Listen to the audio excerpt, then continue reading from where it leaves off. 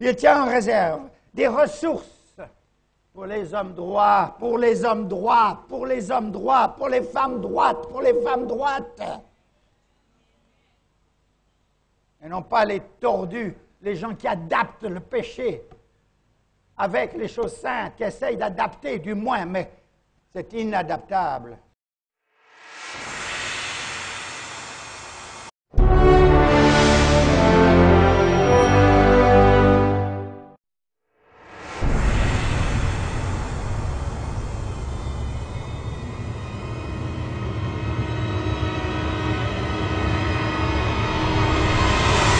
Bien-aimés, c'est l'heure du choix.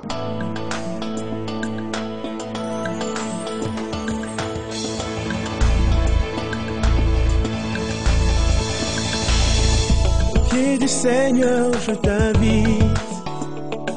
Viens pas au dehors, Écoutez viens propre la au dehors, parole mais à l'intérieur il y a des éternelle, ossements, il y a de la car c'est- pourriture, il y a toutes sortes de choses sales. C'est l'heure du choix. C'est l'heure du choix. C'est l'heure du choix.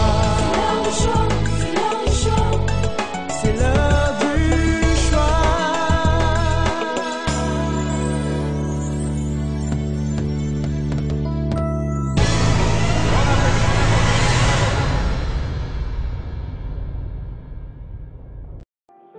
Amen. Alléluia.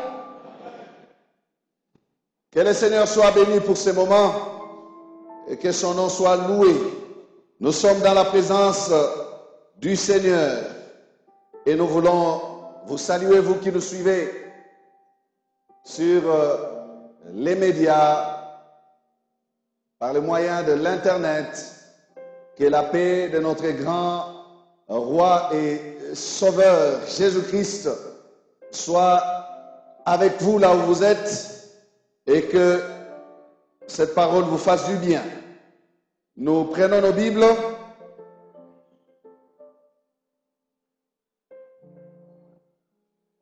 Nous les ouvrons dans Ésaïe 53.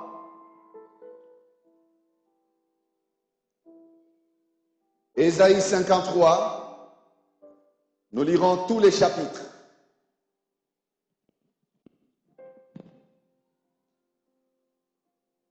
Je lis pour nous tous. Qui a cru à ce qui nous était annoncé? Qui a reconnu les bras de l'Éternel? Il s'est élevé devant lui comme une faible plante, comme un rejeton qui sort d'une terre desséchée. Il n'avait ni beauté ni éclat pour attirer nos regards, et son aspect n'avait rien pour nous plaire.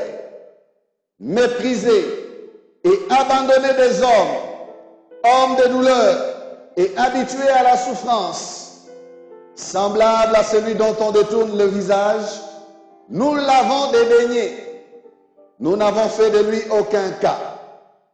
Cependant, ce sont nos souffrances qu'il a portées. C'est de nos douleurs qu'il s'est chargé. Et nous l'avons considéré comme puni, frappé de Dieu et humilié. Mais il était blessé pour nos péchés, brisé pour nos iniquités. Le châtiment qui nous donne la paix est tombé sur lui. Et c'est par ses meurtrissures que nous sommes guéris. Nous étions tous errants comme des brebis. Chacun suivait sa propre voie, et l'Éternel a fait retomber sur lui l'iniquité de nous tous.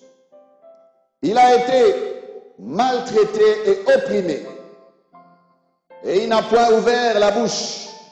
Semblable à un agneau qu'on mène à la boucherie, à une brebis muette devant ceux qui l'attendent, il n'a point ouvert la bouche. Il a été enlevé par l'angoisse et le châtiment. Et parmi ceux de sa génération qui a cru qu'il était retranché de la terre de vivants et frappé pour les racheter de mon peuple, on a mis son sépulcre parmi les méchants, son tombeau avec le riche, quoiqu'il n'eût point commis de violence et qu'il n'eût point de fraude dans sa bouche. il a plu à l'Éternel de le briser par la souffrance. Après avoir livré sa vie en sacrifice pour le péché, il verra une postérité et prolongera ses jours. Et l'œuvre de l'Éternel prospérera entre ses mains. À cause du travail de son âme, il rassasiera ses regards. Par sa connaissance, mon serviteur juste justifiera beaucoup d'hommes, et il se chargera de leurs iniquités. C'est pourquoi je lui donnerai sa part avec les grands.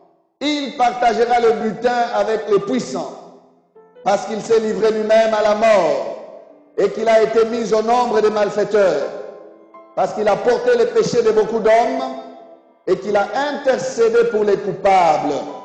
Amen. Zacharie chapitre 4, verset 10, nous le proclamons ensemble. Car ceux qui méprisaient le jour se réjouiront. Amen. Bon appétit.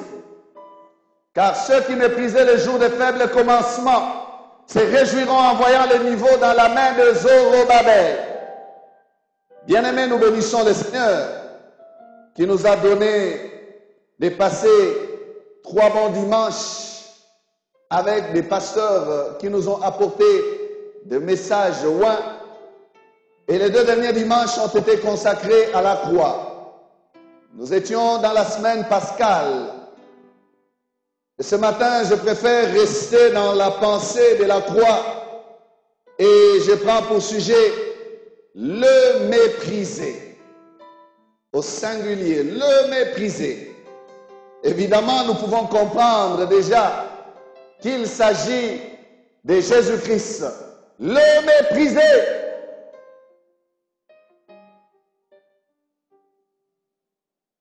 Ce texte du prophète Ésaïe est tellement fort, tellement puissant, tellement profond. Et il est aussi tellement complet qu'il est l'un des rares textes de la parole de Dieu, à côté du psaume 22, qui annonce les souffrances du Messie.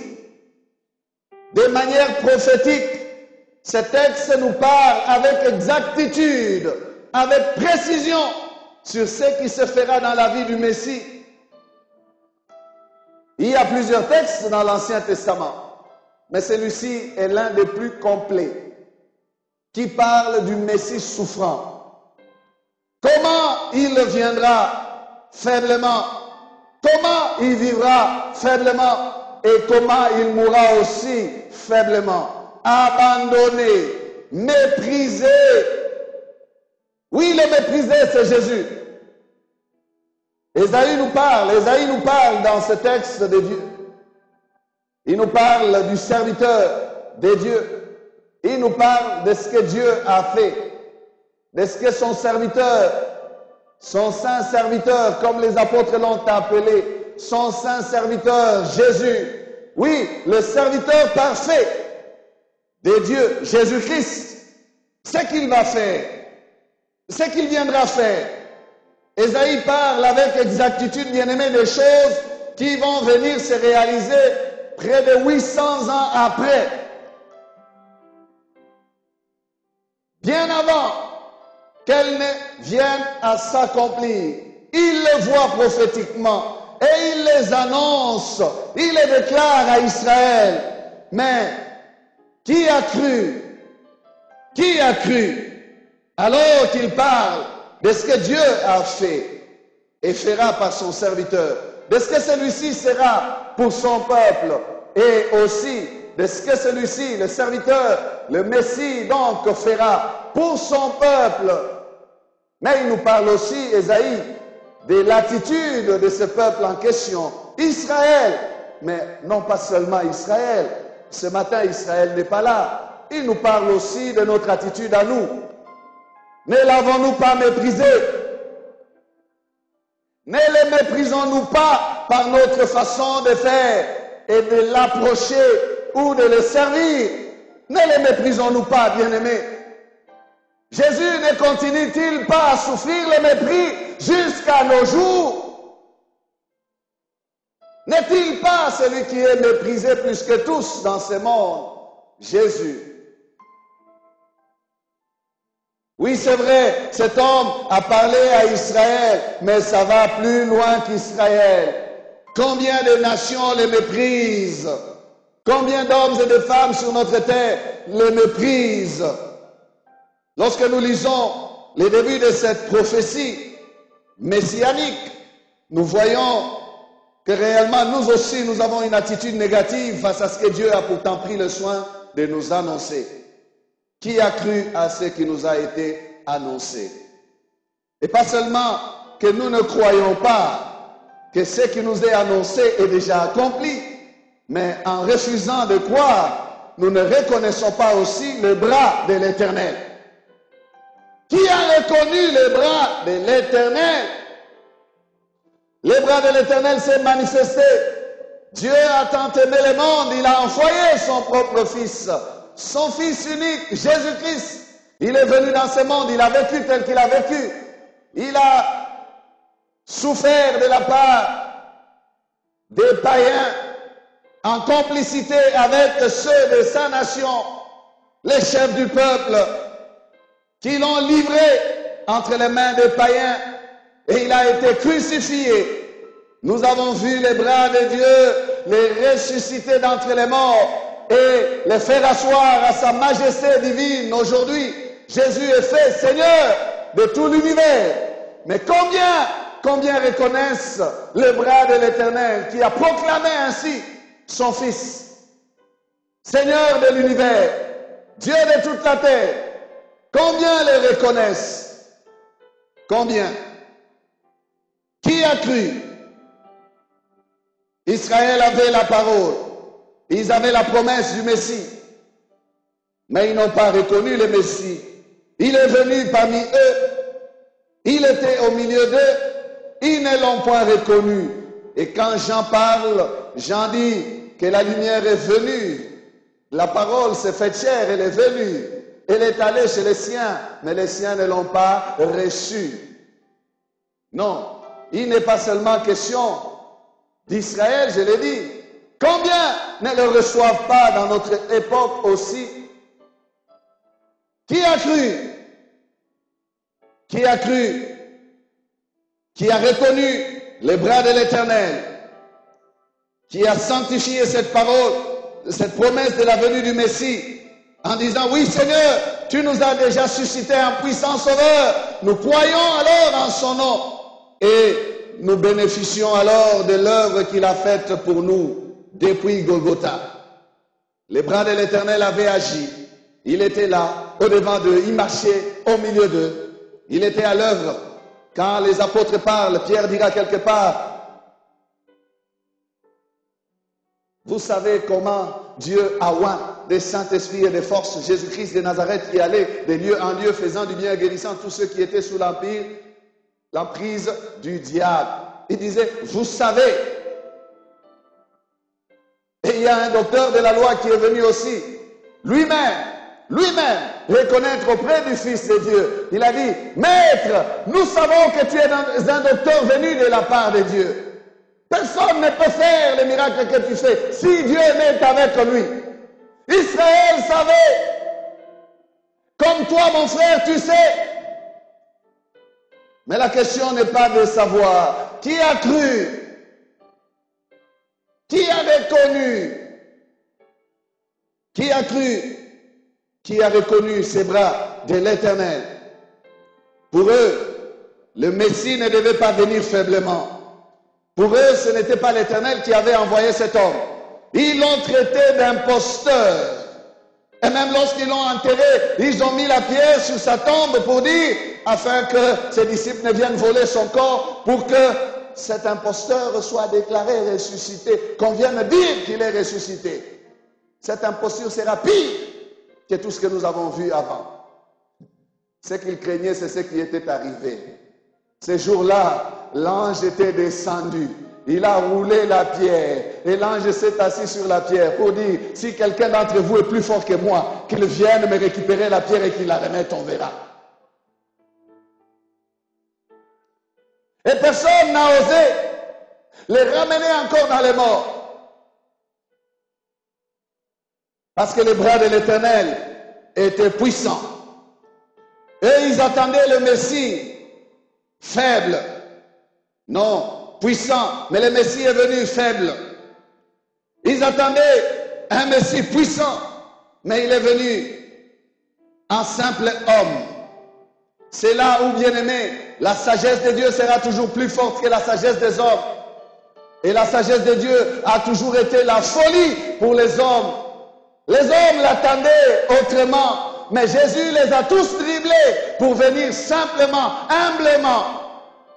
Qui pouvait penser que dans ce bébé qui naissait là, auprès des animaux, dans un endroit puant, aucun homme ne pouvait penser que l'on va y accoucher, là. Non, c'est impossible. Accouche même en plein air, accouche même dans les herbes. Non, mais pas dans une étable, pas là où il y a des animaux. Non, non. Il est venu en agneau. Et l'agneau, c'est le sacrifice. Sa première venue n'était pas, bien-aimé, une venue glorieuse. Il est venu humblement, simplement. Il est venu en agneau, alors qu'eux, ils attendaient un lion. Ils attendaient un lion, un roi qui viendrait avec force. Un dominateur des peuples. Quelqu'un qui viendrait les délivrer de l'oppression des Romains, de la main de leur dominateur, qui va changer la condition d'Israël. Alors, quand celui-ci est venu et qu'il pouvait dire, c'est moi le Messie, il pouvait dire, non, non, nous connaissons la parole de Dieu, nous connaissons ce que le Messie viendra faire. Le Messie, c'est un libérateur, mais toi, tu as mangé les 12 jours avec nous ici, tu as joué aux billes avec nos enfants, nous te connaissons. Pas toi, tu es le fils du charpentier. Tu es le fils du charpentier. Et ils l'ont méprisé. Pas toi. Combien de sa cité dans laquelle il avait grandi ne l'ont pas reconnu comme le Messie? À Nazareth, sa ville, combien ne l'ont pas reconnu? Presque toute la ville. Si bien que leur manque de reconnaissance, bien-aimé, comme ils n'ont pas reconnu que c'était le Messie, ils l'ont bloqué aussi. Jésus-Christ a été aussi incapable de faire des miracles dans sa propre ville à cause de leur incrédulité. Et la Bible dit qu'il ne fit là que quelques guérisons. Il ne guérit que quelques malades à cause de leur incrédulité. Pourquoi? Ils n'ont pas reconnu que c'était lui le Messie. Oh, combien de fois Jésus a pleuré sur ce peuple-là. Combien de fois a-t-il pleuré dans son cœur, mais aussi de ses yeux? Il a pleuré sur Jérusalem. Il disait, si tu pouvais connaître le temps de ta visitation, je suis là. Mais combien se jettent à mes pieds? Combien me reconnaissent que c'est moi la solution? Ils n'ont pas reconnu le bras de l'Éternel. Pour eux, le Messie devait venir en grand, mais lui est venu faiblement. Alors la prophétie d'Ésaïe s'est accomplie. Il s'est élevé. Il s'est élevé comme une faible plante. Comme un rejeton qui sort d'une terre desséchée. Il n'est pas venu avec puissance et gloire. Non. Mais il est venu faiblement. Faiblement. Une faible plante. Une faible plante, bien-aimé, nous parle de faible commencement. Jésus est entré dans ce monde faiblement. Lui, le Créateur, devait dépendre de la créature. Il devait téter, devait être nourri par une femme. Voilà pourquoi il est dit que cette femme a trouvé grâce. Quelle grâce immense que de porter dans son sein le Créateur même, la parole qui était au commencement, qui a tout créé, mais qui a accepté de se réduire. Bien-aimés, nous n'avons pas la capacité de mesurer l'ampleur de cette visitation de Dieu. Écoutez, quand Philippiens parle et dit que Jésus s'est humilié lui-même, il s'est dépouillé, il a quitté non pas seulement le ciel comme pour venir en visite, non. Jésus a a enlevé sa divinité, sa nature de Dieu. Il ne s'est pas complu d'être l'égal de Dieu, mais il a accepté d'enlever la gloire pour un temps et de se faire un simple homme. C'est ça l'humilité de Christ. Il s'est humilié lui-même volontairement. Le Père disait, qui enverrai-je? Il a dit, moi. Me voici, je viens. Oh Dieu, je viens pour faire ta volonté. Parce que tu n'as voulu ni holocauste, ni sacrifice. Tu m'as formé un corps. C'est mon corps que j'irai pour offrir. J'irai pour te l'offrir. Non, nous ne pouvons pas, bien-aimés, réaliser avec la petite pensée et capacité humaine que nous avons ce dépouillement qui s'est opéré, que Christ a opéré pour descendre. La parole s'est faite chair. Une faible plante nous parle de faible commencement. La faiblesse avec laquelle le Fils de Dieu est venu dans le monde. Elle était voulue de Dieu. Il s'est élevé devant lui. Voilà comment le prophète parle. Il s'est élevé devant lui comme une faible plante.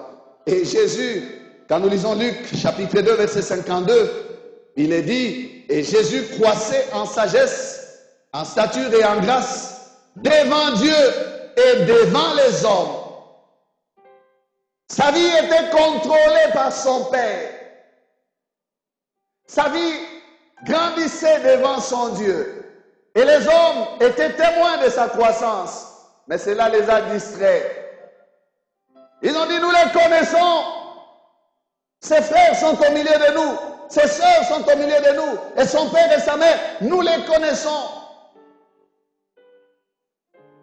Ils n'ont pas cru.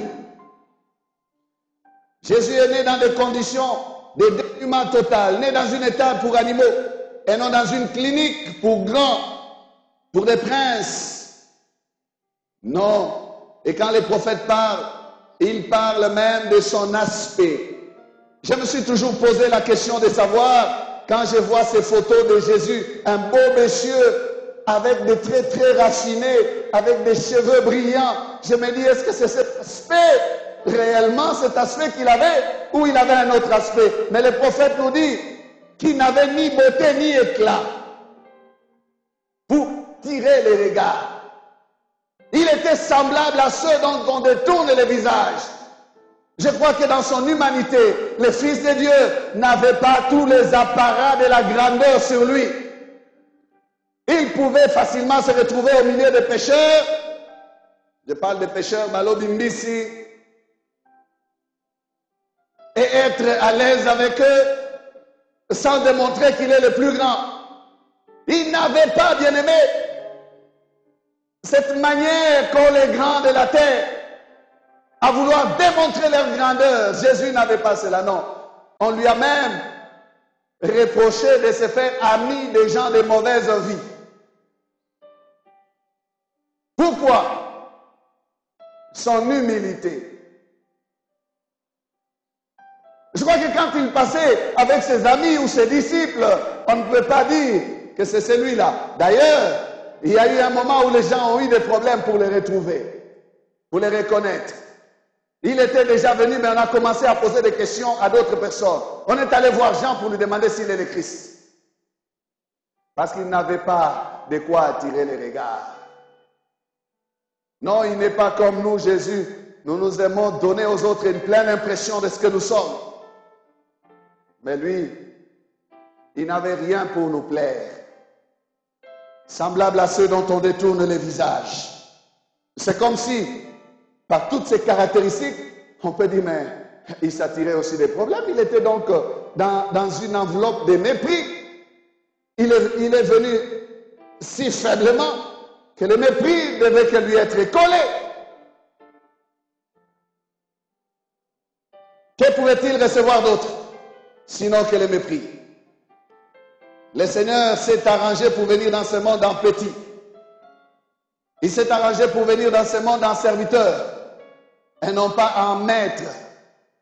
Il a montré l'exemple qu'il était le parfait serviteur dont Ésaïe est en train de parler. Le parfait serviteur, le serviteur par excellence. Il disait, le Fils de l'homme n'est pas venu pour être servi, mais pour servir. Amen. Oh, ça nous rappelle un slogan que nous avons eu dans ce pays. Un Père égal, servir et non se servir. Mais on a vu le contraire.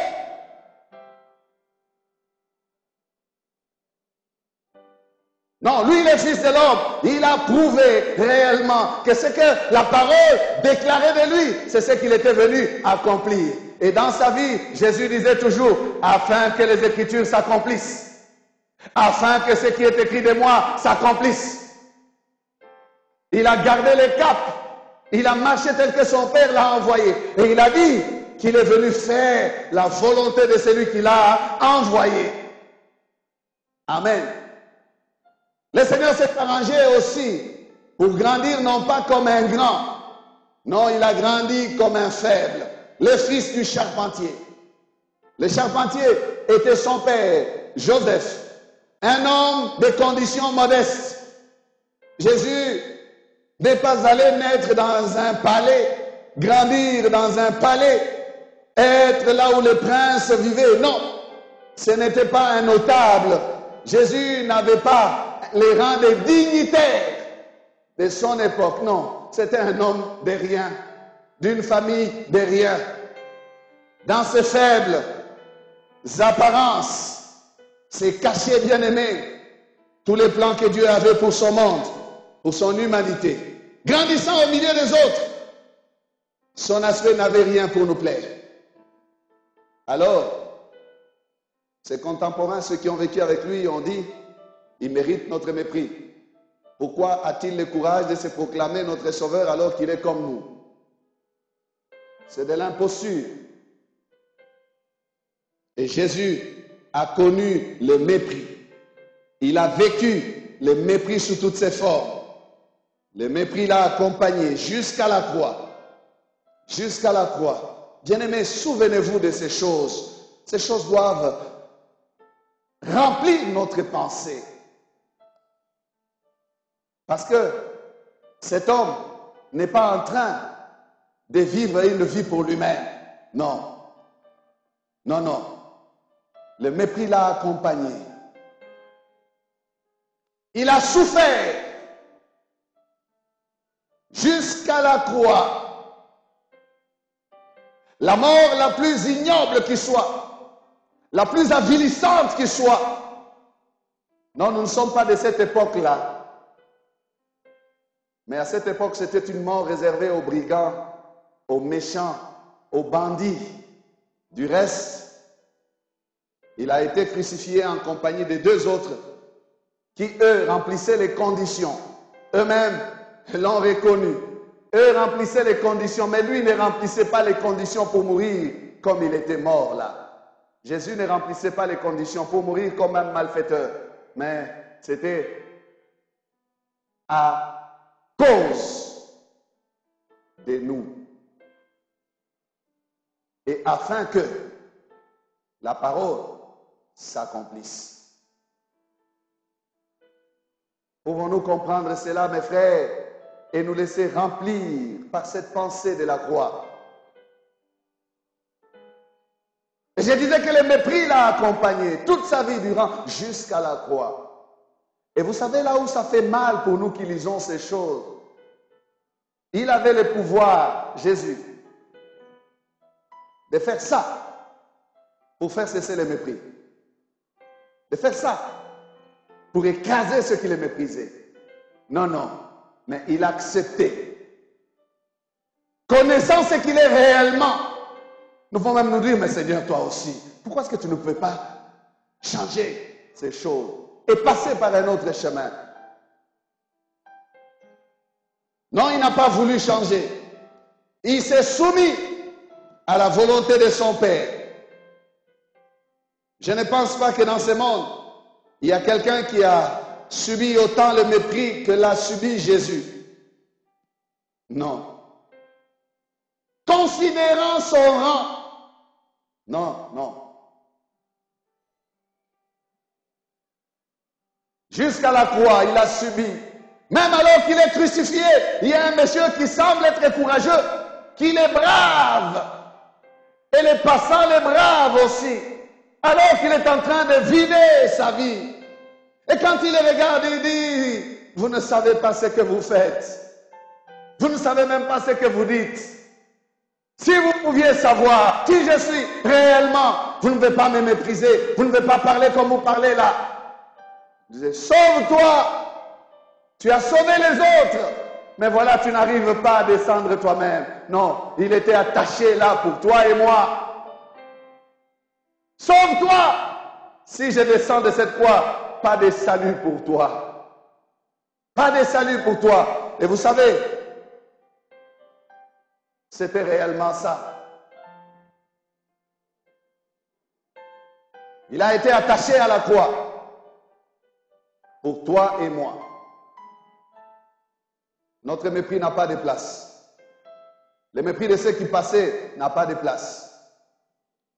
Méprisé et abandonné des hommes, hommes de douleur et habitués à la souffrance. Vous voyez, habitués à la souffrance.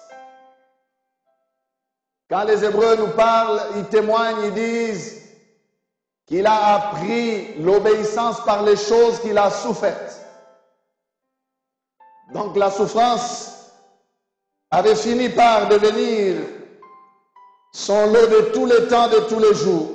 Semblable à celui dont on détourne le visage. Nous l'avons dédaigné, nous n'avons fait de lui aucun cas.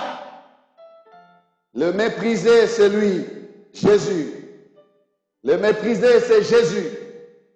N'est-ce pas que nous aussi, nous avons méprisé Jésus?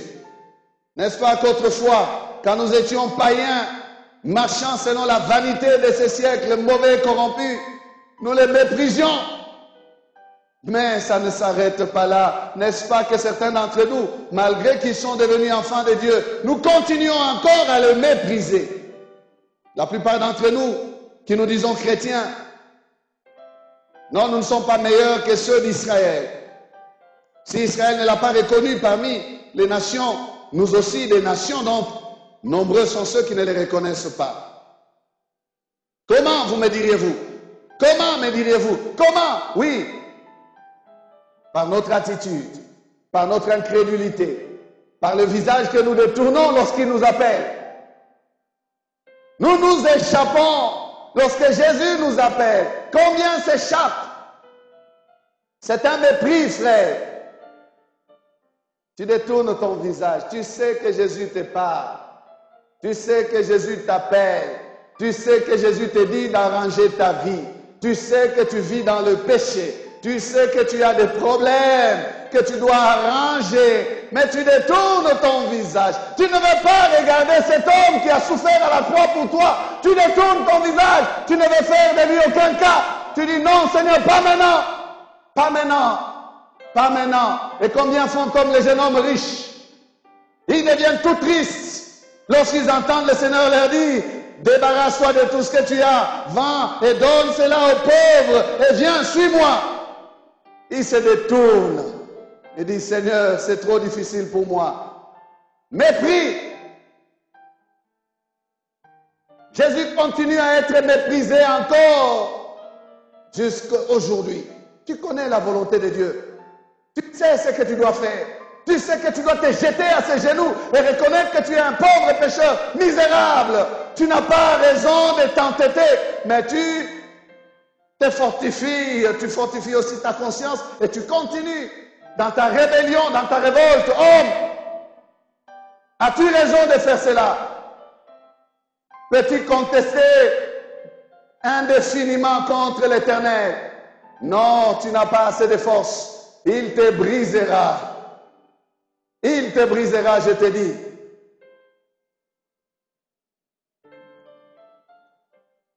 Nous le méprisons encore. Par bien des choses que nous faisons. Nous savons qu'il faut le suivre.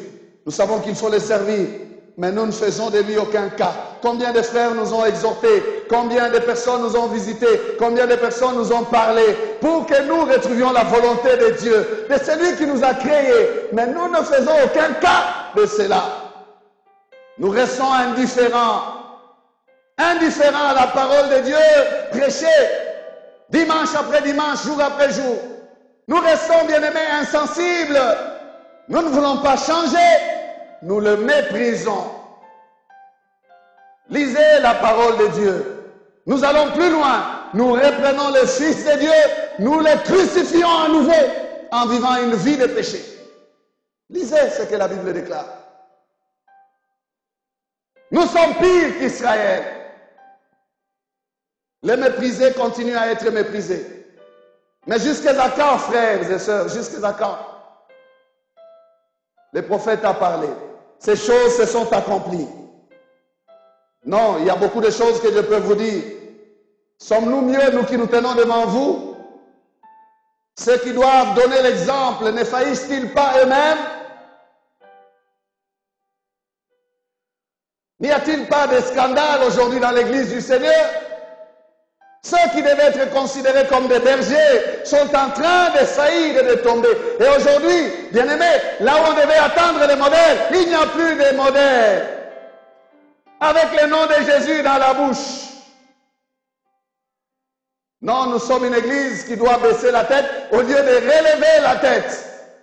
N'est-il pas méprisé? Le nom de notre Seigneur n'est-il pas méprisé? Nous disons, nous sommes une nation chrétienne. Mais quelle est la gloire que ce pays donne à Jésus-Christ? 90% des chrétiens, est-ce que c'est vrai? Dans nos entreprises, ceux qui disent « je prie », ne sont-ils pas ceux qui font le mal? Dans nos familles, n'est-ce pas que Jésus-Christ continue à être méprisé? Bien-aimés, nous jetons l'anathème sur le nom du Sauveur qui est le nôtre.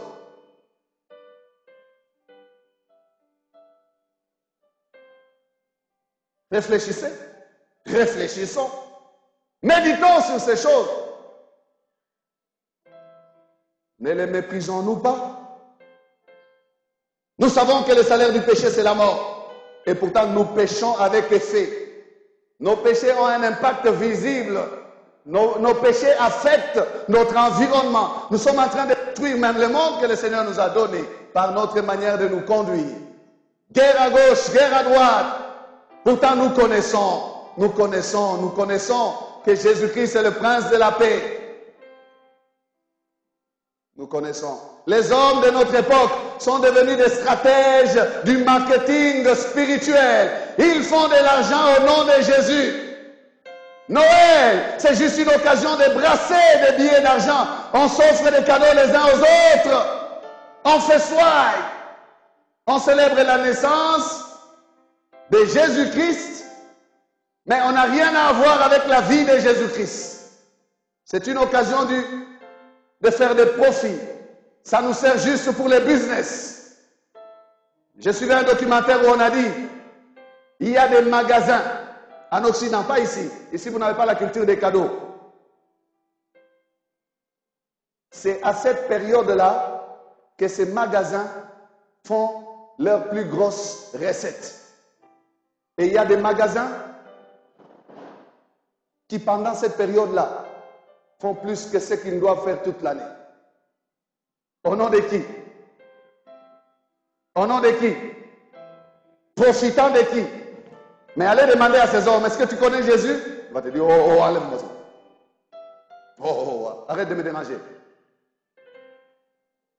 On a remis un dépliant à un monsieur quelque part, il a pris le dépliant, on lui a dit ça parle de quoi? Il dit, ça parle de Jésus, il a dit. Il a regardé la personne qui lui a donné le dépliant, il a regardé droit dans les yeux et dit, écoute, regarde ce que je fais de ton Jésus. Choix. Il a méprisé. Il pense avoir raison de le rejeter ainsi, mais il le croisera un jour. Celui qui est venu faiblement et qui parle faiblement au cœur aujourd'hui, il se lèvera en ce jour-là comme le juge de toute la terre et personne n'échappera.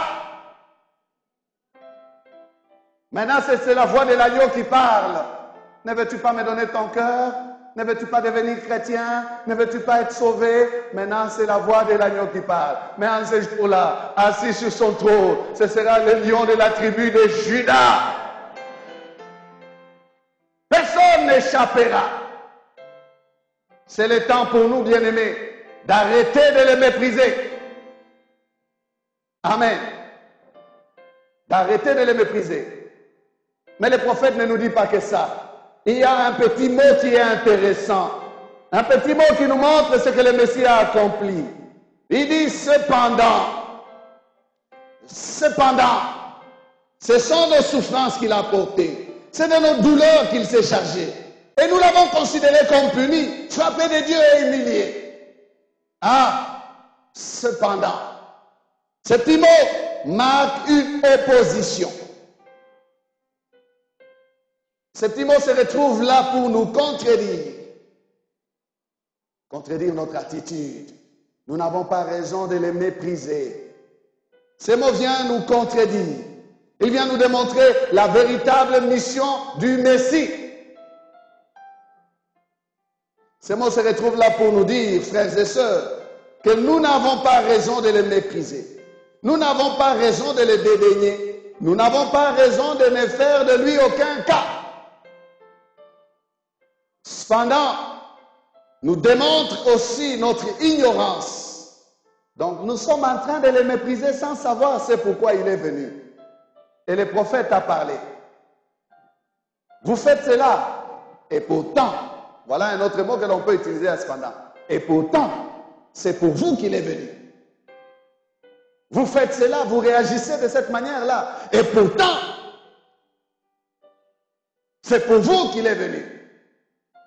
Il aurait eu raison de nous écraser, de dire, vous êtes indignes, vous ne le méritez pas. Non, non. Cependant, il s'est chargé de nos souffrances, de nos douleurs. Cependant, nous démontre aussi tout l'amour du Messie pour ce monde. Pour lui, il comprend notre attitude. Nous ne méritons même pas son secours, et pourtant il est venu à notre secours. Nous ne méritons pas son pardon, et pourtant il nous a pardonnés. Et il demande à notre Dieu de nous pardonner aussi. Il est venu pour nous réconcilier. Il nous comprend. Il a tendu sa main vers nous, malgré notre mauvaise attitude à son égard. Le Seigneur te dit, frère, sœur, tu pêches. Cependant, j'ai pris tes péchés sur moi. Donc,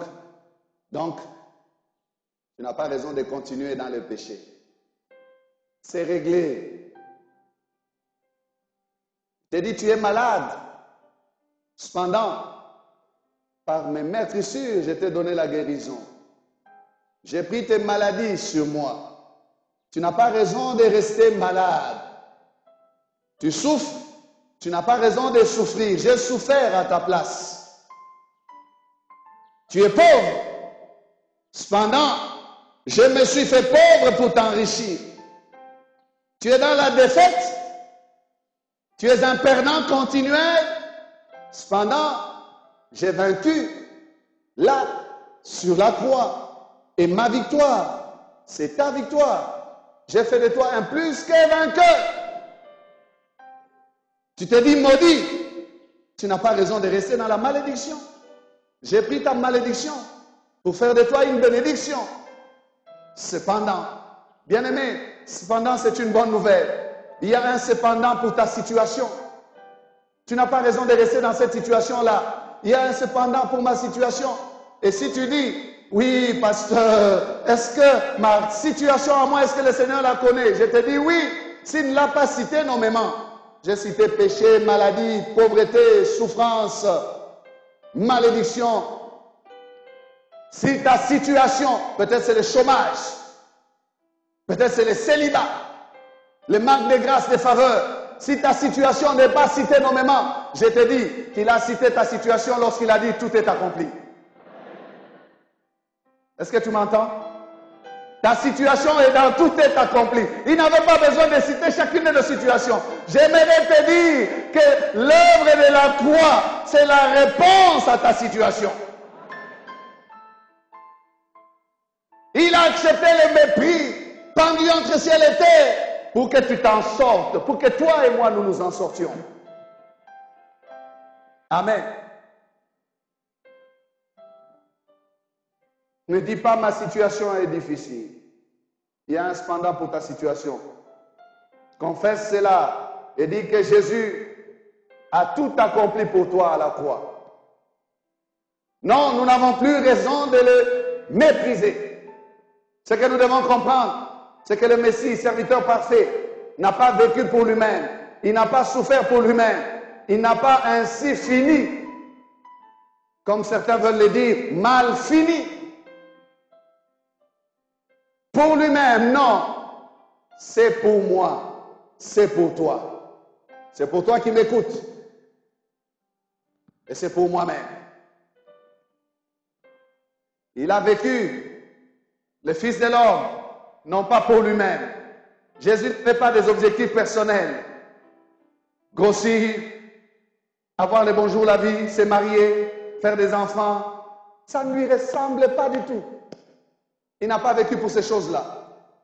Se faire une bonne vie terrestre, non. Il disait le Fils de l'homme n'a ni lieu ni place où reposer sa tête. Jésus n'a pas acheté de maison, Jésus. Il n'a pas vécu pour lui. Non. Il n'a pas vécu pour lui. Il est venu vivre sa vie pour mourir, pour que nous vivions. Amen. C'était une vie livrée, une vie donnée à cause de nous. Si nous n'étions pas là, Jésus ne serait pas venu dans ce monde. Il serait resté dans la gloire. Oh, voilà pourquoi il est venu comme un agneau. Parce que l'agneau est destiné au sacrifice. J'ai dit, il est venu un agneau alors qu'il attendait un lion. Il est venu un Messie souffrant, là où eux attendaient un Messie puissant. Alors ils ont été déçus. Non, ne sois pas déçu, mon frère, ma soeur. Pour nous, la bonne nouvelle est qu'il est vivant. Il est ressuscité.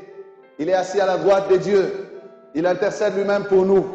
Il nous prend en charge. Il dit, déchargez-vous sur lui de tous vos soucis, car lui-même prend soin de vous. Nous n'avons pas raison de désespérer. Celui qui était mort n'est plus dans la mort. Et il dit, pourquoi cherchez-vous parmi les morts celui qui est vivant? Amen. Les souffrances du Messie ne sont pas ses propres souffrances. Ce sont nos souffrances qu'il a portées sur lui. Les péchés de Jésus n'étaient pas des péchés de Jésus. Les péchés sur Jésus, voilà comment nous devons parler. Les péchés sur Jésus n'étaient pas les péchés de Jésus. C'était nos péchés à nous. Et Jésus n'a jamais été pécheur. Tenté en toutes choses, il n'a point commis de péché. Hébreux 4:15. Il n'a jamais commis de péché, Jésus. La tentation, oui, il a été tenté. Mais il n'a jamais répondu favorablement à la tentation ou à l'appel de la tentation. Il n'a jamais commis de péché. Les douleurs qu'il a eues sur lui, le sang qui coulait, ces meurtrissures, ces douleurs, il les a subies pour nous. La pauvreté de sa vie, Jésus a accepté de s'identifier à notre pauvreté. Non, ce n'était pas un pauvre monsieur tout simplement parce qu'il n'a pas su faire de l'argent et s'enrichir dans ce monde. Non, il a accepté la condition de pauvreté pour toi et moi. Et c'est ce qui est intéressant.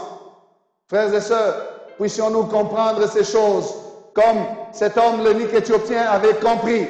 Vous savez, lorsqu'il lisait, l'eunuque éthiopien allait, il lisait, mais il ne savait pas qu'il y avait un cependant. Il lisait et il ne comprenait pas. Et il a dit, de qui le prophète parlait-il? De lui-même ou de quelqu'un d'autre? Il fallait qu'on lui explique.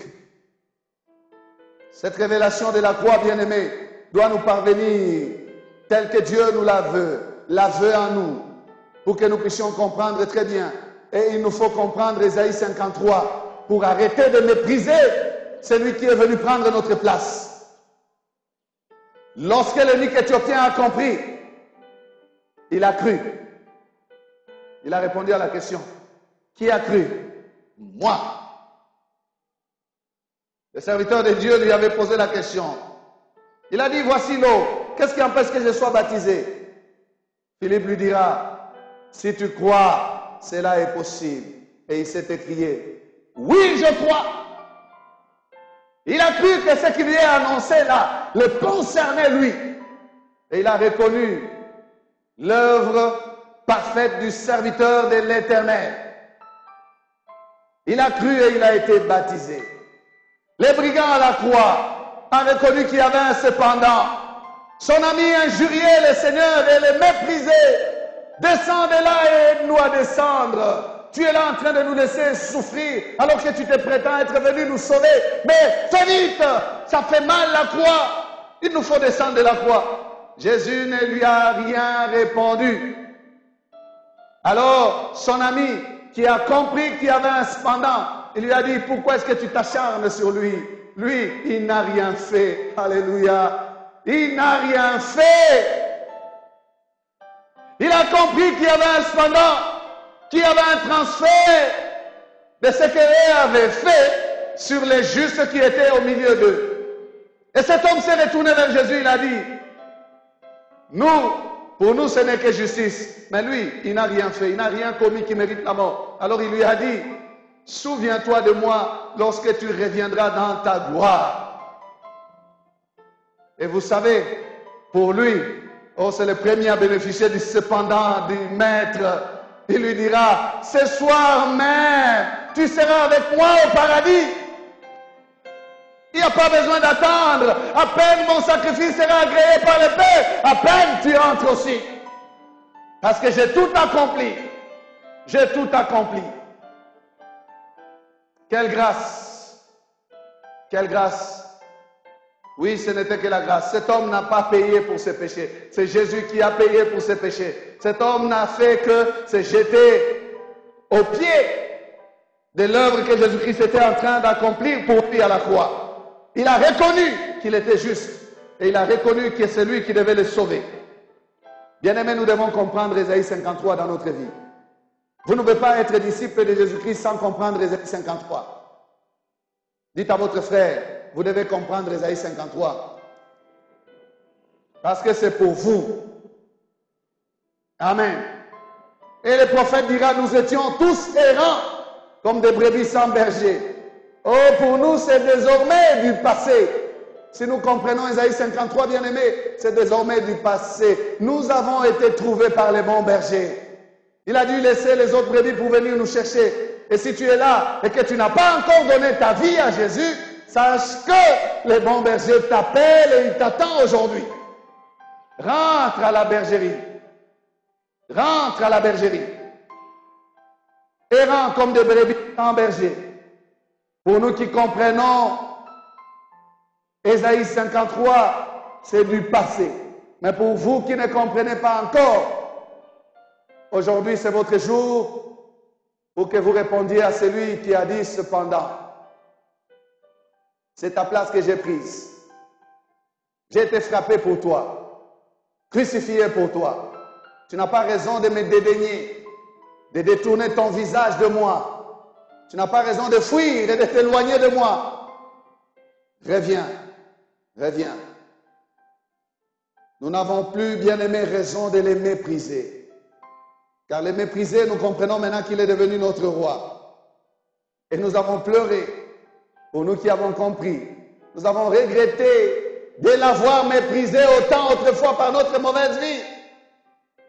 Oh, qu'est-ce que nous étions dans l'ignorance. Mais maintenant que nous comprenons, fini le mépris jeté sur Jésus. Il a souffert pour nous. Celui que nous avons méprisé est devenu notre sauveur. Et nous le comprenons. Nous le comprenons. C'est lui notre maître désormais. Pour Israël, ces choses restent encore à venir. Jusqu'à présent, Israël ne reconnaît pas en Jésus-Christ le Messie promis. Mais écoutez ce que Dieu dit. Zacharie 12, verset 10. Israël se repentira. Il dit, alors je répandrai sur la maison de David, la maison de David c'est Israël, et sur les habitants de Jérusalem, un esprit de grâce et de supplication. Et ils tourneront les regards vers moi, celui qu'ils ont percé. Ils pleureront sur lui comme on pleure sur un fils unique. Ils pleureront amèrement sur lui comme on pleure sur un premier-né. Et aussi reconnaîtront dans les méprisés le roi et le sauveur de leur vie. Ils pleureront, ils se repentiront. Toi et moi, Dieu s'est tourné désormais vers nous, les nations. C'est à nous de pleurer aujourd'hui et de nous repentir maintenant. Demain, après-demain, il se tournera de nouveau vers Israël, qui verra celui qu'ils ont percé. Ils verront dans ses mains les marques des clous et ils vont pleurer parce qu'ils l'avaient méprisé, ils l'avaient rejeté, ils l'avaient traité d'imposteur. Mais ils vont reconnaître que c'était lui le Messie. C'était lui. C'était donc vrai que c'était lui. Ils vont se lamenter pour l'avoir percé. Pour l'avoir percé. Pour toi et moi, c'est maintenant. C'est aujourd'hui qu'il nous parle, qu'il nous appelle. Nous l'avons méprisé, mais que cela soit au passé désormais. Que nous puissions recevoir sa révélation, sa pleine révélation, la révélation de ses souffrances, au lieu que ce qu'il a subi